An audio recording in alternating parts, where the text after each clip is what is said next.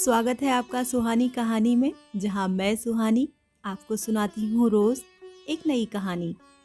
आज की कहानी है जामुन का पेड़, जिसको लिखा है कृष्णचंद्र ने।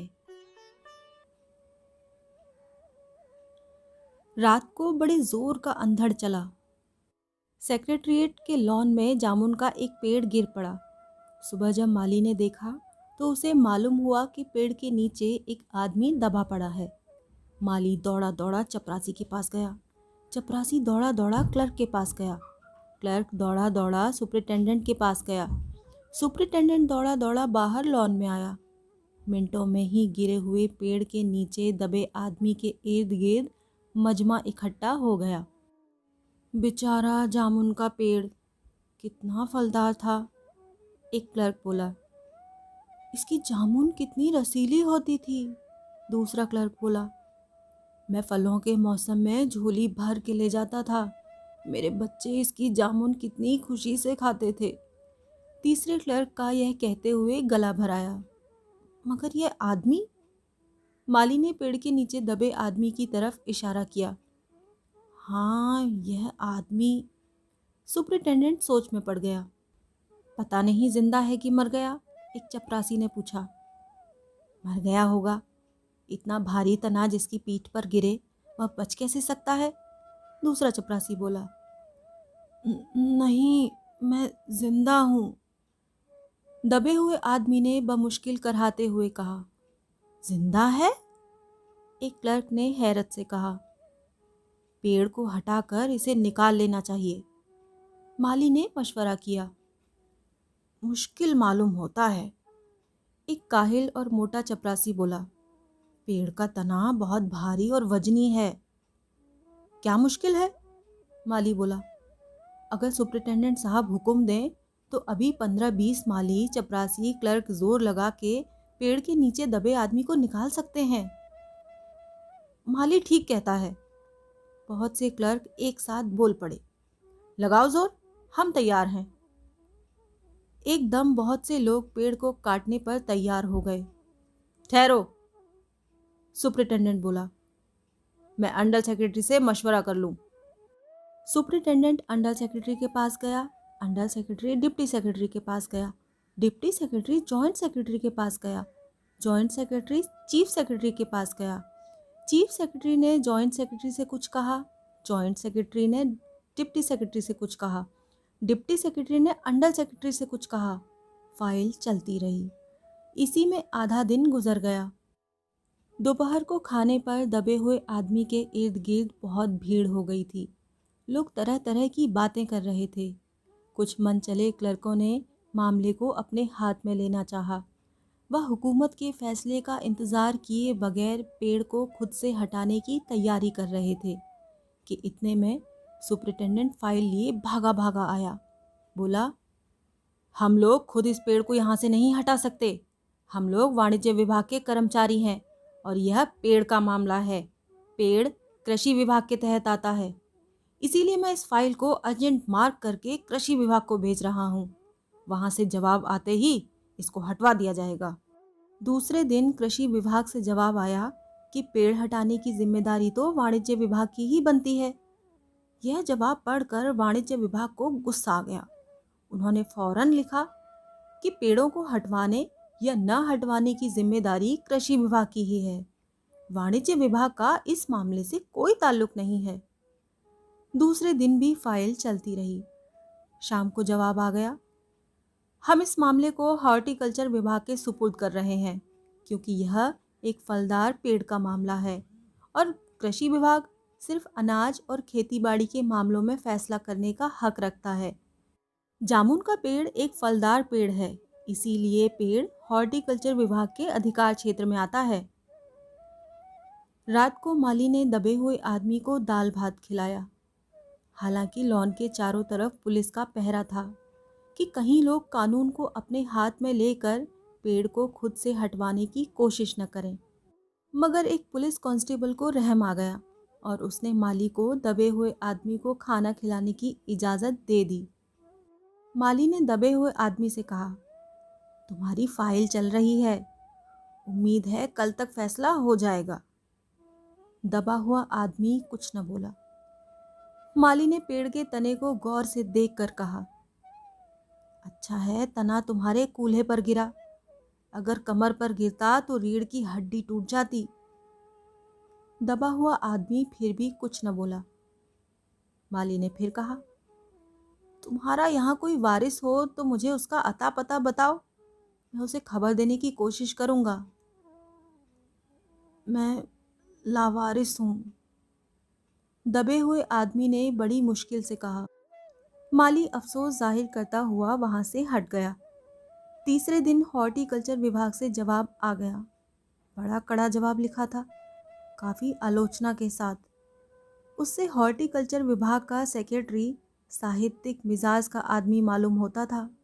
उसने लिखा था, हैरत है, इस समय जब पेड़ उगाओ स्कीम बड़े पैमाने पर चल रही है, हमारे मुल्क में ऐसे सरकारी अफसर मौजूद हैं जो पेड़ काटने की सलाह दे रहे हैं, वह भी एक फलदार पेड़ को, और वह भी जामुन के पेड़ को, जिसके फल जनता बड़े चाव से खाती है। हमारा विभाग किसी भी हालत में इस फलदार पेड़ को काटने की इजाजत नहीं दे सकता। अब क्या किया जाए? एक मनचले ने कहा, अगर पेड़ नहीं काटा जा सकता तो इस आदमी को काट कर निकाल लिया जाए। ये देखिए, उस आदमी ने इशारे से कहा, अगर इस आदमी को बीच में से यानी धड़ की जगह से काटा जाए तो आधा आदमी इधर से निकल आएगा और आधा आदमी उधर से बाहर आ जाएगा और पेड़ भी वहीं का वहीं रहेगा। मगर इस तरह से तो मैं मर जाऊंगा, दबे हुए आदमी ने ऐतराज किया। ये भी ठीक कहता है, एक क्लर्क बोला। आदमी को काटने का नायाब तरीका पेश करने वाले ने एक पुख्ता दलील पेश की। आप जानते नहीं हैं, आजकल प्लास्टिक सर्जरी के जरिए धड़ की जगह से इस आदमी को फिर से जोड़ा जा सकता है। अब फाइल को मेडिकल डिपार्टमेंट में भेज दिया गया।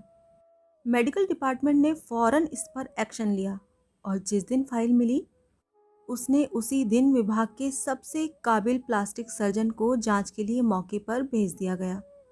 सर्जन ने दबे हुए आदमी को अच्छी तरह टटोल कर, उसकी सेहत देखकर खून का दबाव, जांच की गति, दिल और फेफड़ों की जांच करके रिपोर्ट भेज दी कि इस आदमी का प्लास्टिक ऑपरेशन तो हो सकता है और ऑपरेशन कामयाब भी हो जाएगा, मगर आदमी मर जाएगा। लिहाजा यह सुझाव भी रद्द कर दिया गया। रात को माली ने दबे हुए आदमी के मुंह में खिचड़ी डालते हुए उसे बताया, अब मामला ऊपर चला गया है। सुना है कि सेक्रेटरिएट के सारे सेक्रेटरियों की मीटिंग होगी, उसमें तुम्हारा केस रखा जाएगा। उम्मीद है सब काम ठीक हो जाएगा। दबा हुआ आदमी एक आह भर के आहिस्ते से बोला, हमने माना कि तगाफुल न करोगे, लेकिन खाक हो जाएंगे हम तुमको खबर होने तक। माली ने अचंभे से मुंह में उंगली दबाई, हैरत से बोला, क्या तुम शायर हो? दबे हुए आदमी ने आहिस्ता से सर हिला दिया। दूसरे दिन माली ने चपरासी को बताया, चपरासी ने क्लर्क को और क्लर्क ने हेड क्लर्क को। थोड़ी ही देर में सेक्रेटरिएट में यह बात फैल गई कि दबा हुआ आदमी शायर है। बस फिर क्या था, लोग बड़ी संख्या में शायर को देखने के लिए आने लगे। इसकी खबर शहर में फैल गई और शाम तक मोहल्ले मोहल्ले से शायर जमा होना शुरू हो गए। सेक्रेटरिएट का लॉन भांति भांति के शायरों से भर गया। सेक्रेटरिएट के कई क्लर्क और अंडर सेक्रेटरी तक जिन्हें अदब और शायर से लगाव था रुक गए। कुछ शायर दबे हुए आदमी को अपनी गज़लें सुनाने लगे। कई क्लर्क अपनी गज़लों पर उससे सलाह मशवरा मांगने लगे। जब यह पता चला कि दबा हुआ आदमी शायर है तो सेक्रेटरिएट की सब कमेटी ने फैसला किया, चूंकि दबा हुआ आदमी एक शायर है, लिहाजा इस फाइल का ताल्लुक न तो कृषि विभाग से है और न ही हॉर्टिकल्चर विभाग से, बल्कि सिर्फ संस्कृति विभाग से है। अब संस्कृति विभाग से गुजारिश की गई कि वह जल्द से जल्द इस मामले में फैसला करे और इस बदनसीब शायर को इस पेड़ के नीचे से रिहाई दिलवाई जाए। फाइल संस्कृति विभाग के अलग अलग सेक्शन से होती हुई साहित्य अकादमी के सचिव के पास पहुंची। बेचारा सचिव उसी वक्त अपनी गाड़ी में सवार होकर सेक्रेटेरिएट पहुंचा और दबे हुए आदमी से इंटरव्यू लेने लगा। तुम शायर हो? उसने पूछा। जी हाँ, दबे हुए आदमी ने जवाब दिया। क्या तखल्लुस रखते हो? अवस। अवस? सचिव जोर से चीखा। क्या तुम वही हो जिसका मजमुआ कलाम अक्स के फूल हाल ही में प्रकाशित हुआ है? दबे हुए शायर ने इस बात पर सिर हिलाया। क्या तुम हमारी अकादमी के मेंबर हो? सचिव ने पूछा। नहीं। हैरत है, सचिव जोर से चीखा। इतना बड़ा शायर, अवस के फूल का लेखक और हमारी अकादमी का मेंबर नहीं है। उफ उफ, कैसी गलती हो गई हमसे। कितना बड़ा शायर और कैसे गुमनामी के अंधेरे में दबा पड़ा है। गुमनामी के अंधेरे में नहीं, बल्कि मैं एक पेड़ के नीचे दबा हुआ। भगवान के लिए मुझे इस पेड़ के नीचे से निकालिए। अभी बंदोबस्त करता हूँ, सचिव फौरन बोला और फौरन जाकर उसने अपने विभाग में रिपोर्ट पेश की। दूसरे दिन सचिव भागा भागा शायर के पास आया और बोला, मुबारक हो, मिठाई खिलाओ। हमारी सरकारी अकादमी ने तुम्हें अपनी साहित्य समिति का सदस्य चुन लिया है। ये लो ऑर्डर की कॉपी। मगर मुझे इस पेड़ के नीचे से तो निकालो, दबे हुए आदमी ने कराह कर कहा। उसकी सांस बड़ी मुश्किल से चल रही थी और उसकी आंखों से मालूम होता था कि वह बहुत कष्ट में है। यह हम नहीं कर सकते, सचिव ने कहा। जो हम कर सकते थे वह हमने कर दिया। बल्कि हम तो यहाँ तक कर सकते हैं कि अगर तुम मर जाओ तो तुम्हारी बीवी को पेंशन दिला सकते हैं। अगर तुम आवेदन दो तो हम यह भी कर सकते हैं। मैं अभी जिंदा हूँ, शायर रुक रुक कर बोला। मुझे जिंदा रखो। मुसीबत यह है, सरकारी अकादमी का सचिव हाथ मलते हुए बोला, हमारा विभाग सिर्फ संस्कृति से ताल्लुक रखता है। आपके लिए हमने वन विभाग को लिख दिया है, अर्जेंट लिखा है। शाम को माली ने आकर दबे हुए आदमी को बताया कि कल वन विभाग के आदमी आकर इस पेड़ को काट देंगे और तुम्हारी जान बच जाएगी। माली बहुत खुश था। हालांकि दबे हुए आदमी की सेहत जवाब दे रही थी, मगर वह किसी न किसी तरह अपनी जिंदगी के लिए लड़े जा रहा था। कल तक, सुबह तक, किसी न किसी तरह उसे जिंदा रहना है। दूसरे दिन जब वन विभाग के आदमी आरी कुल्हाड़ी लेकर पहुंचे तो उन्हें पेड़ काटने से रोक दिया गया। मालूम हुआ कि विदेश मंत्रालय से हुक्म आया है कि इस पेड़ को न काटा जाए। वजह यह थी कि इस पेड़ को 10 साल पहले पिटोनिया के प्रधानमंत्री ने सेक्रेटेरिएट के लॉन में लगाया था।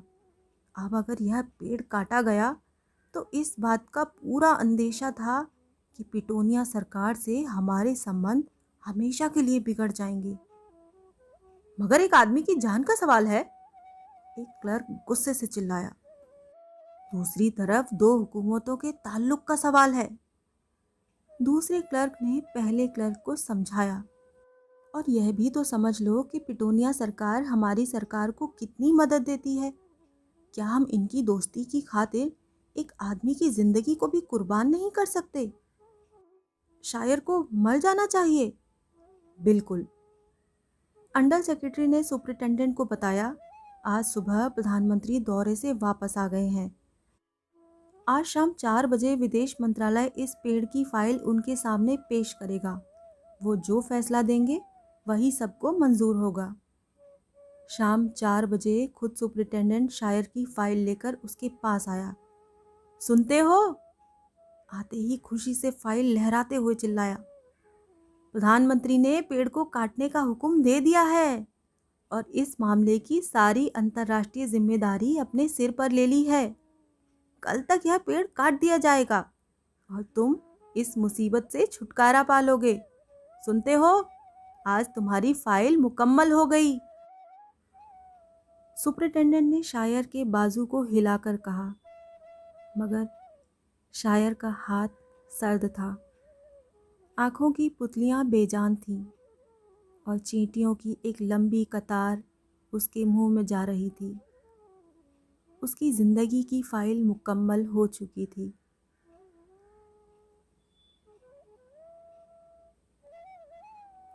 अभी आपने सुनी कृष्णचंद्र द्वारा लिखी गई कहानी जामुन का पेड़। आशा करती हूँ आपको ये कहानी पसंद आई होगी।